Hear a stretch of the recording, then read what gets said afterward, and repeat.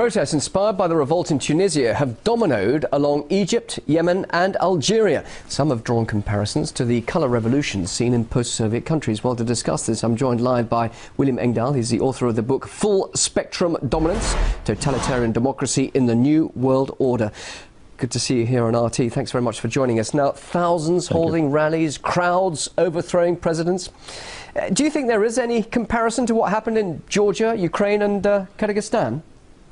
No question about it. What happened in Georgia with the Orange Revolution, or rather the Rose Revolution in Ukraine with the Orange Revolution, 2003-2004, was part of a long-term strategy orchestrated by the Pentagon, the State Department, and various U.S.-financed NGOs like Freedom House and National Endowment for Democracy to create pro-NATO regime change in those former Soviet Union areas and to literally encircle Russia.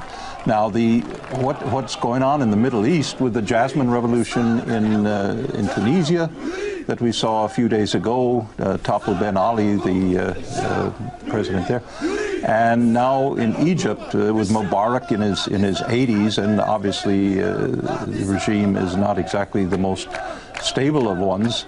Well, we have a food crisis taking place as the backdrop, and the IMF coming in telling these countries to eliminate their state food subsidies. So you have, of course, the explosive background for popular unrest, and within that you have these NGOs like Freedom House training activists in trade unions and various other organizations to demand democracy, demand human rights, and so forth. So sorry, just to make it clear, you're talking about NGOs and other influences. Are you actually saying that in the way that we saw in the colour revolutions, there was an American influence happening there?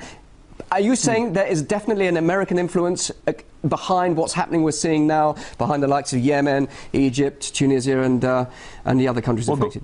Sure. Yes, indeed. Go back to 2004 when Condoleezza Rice was talking about, quote, the new Middle East, and earlier it was called the Greater Middle East. This was a grand strategy, not just of the Bush administration, but U.S. Pentagon strategy going back almost more than 2 decades or 3 decades to the time of Zbigniew Brzezinski as security advisor to President Carter, when he talked about a Muslim arc of crisis encircling Russia, or the Soviet Union in those days.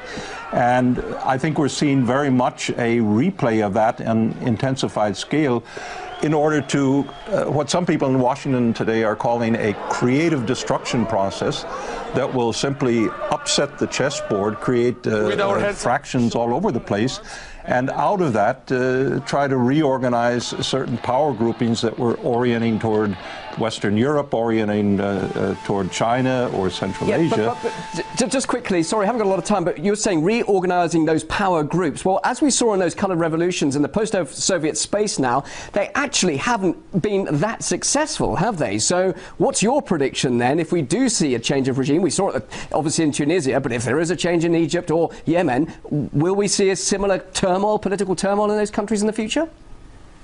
It's very, very hard at this point to predict. I think the instability can have potential horrendous ramifications for Europe itself, where you have large Muslim populations from northern Africa and France and in many European countries. So it's not, if this continues, and every indication is that it will, in the coming weeks, we can see a very, very turbulent time ahead, both for Europe and political stability that would create a background for economic growth.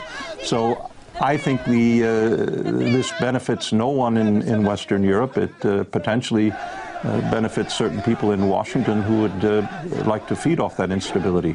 Just one brief observation before we finish. These revolutions are being led by the people and not necessarily by conventional politicians. And of course, social media seems to be having an effect in all of this as well. Is that a pertinent point? No. Led by the people, if you look more closely, you look at the so-called people who are leading this are being coached, and they're being coached by U.S. intelligence services, the same way the Orange Revolution was in Ukraine, or the Rose Revolution with Saakashvili in Georgia.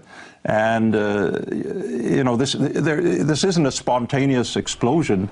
I don't know about the self-immolations, what they were all about, but certainly the majority of this appears to be orchestrated very finely by the technique that was perfected of nonviolent revolution by Gene Sharp's Albert Einstein Institute in Cambridge some years ago, and the RAND Corporation. So these are very sophisticated models. It was tested in Iran back a year or so ago.